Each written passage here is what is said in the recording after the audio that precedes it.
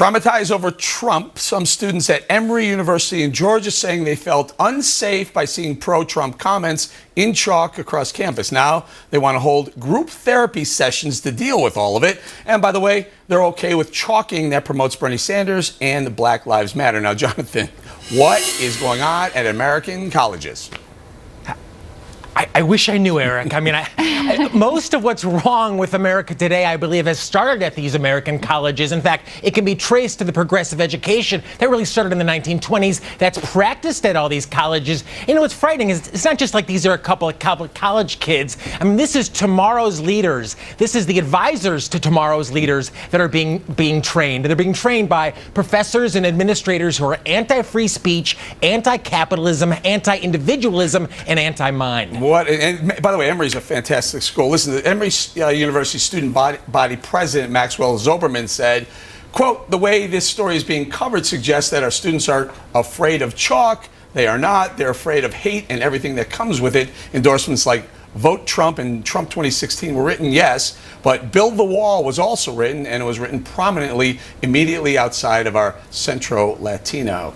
Jess, ooh. Yeah. Build a wall. I'm feeling chalk. a little uncomfortable. Are you? No. Is that microaggression on the set? Yeah, totally happening in the room right now.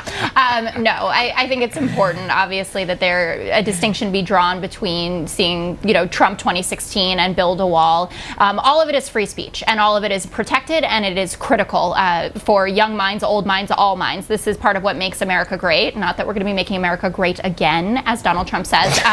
But writing Build a Wall, it is hostile, and people react that way. Donald Trump is probably the most divisive candidate that we've had in decades. Why are you? He's going to build a wall. Right it or not, he wants to build a wall to stop illegal immigration. Yeah, but you can't understand how is that hostile? Because he's also talking about deporting 11 million people. He's talking about undoing birthright citizenship. Yes, There's upholding the law. Undoing birthright citizenship, which is constitutionally protected, is upholding the law of the land. I know different law. I have liberal laws then, and they don't call for the deportation of Building a wall, preventing illegal immigration, and also sending back people who are here illegally is the law. Gina, let me talk about this a little bit. I have a 17-year-old who's going to college pretty soon. Emory is a very good school. I see that, and I'm like, wow, what's going on college campuses? Do I have to look for a school that doesn't have to worry, where I don't have to worry about microaggressing the students?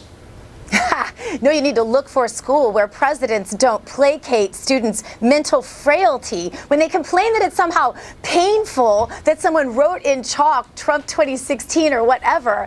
And for him to actually, acknowledge and validate that is to make these the kind of people that are going to come out of Emory, and how sad is this, in their mother's basements and 20 years from now be screaming because someone's cross they wore on their neck offended them. This is not healthy. We need to teach students to buck up a little bit. And I've taught in university systems, and I can tell you, this kind of placating distracts from what is truly academic and what will help these students thrive. Let me get Morgan in here. Morgan, your thoughts on this latest microaggression?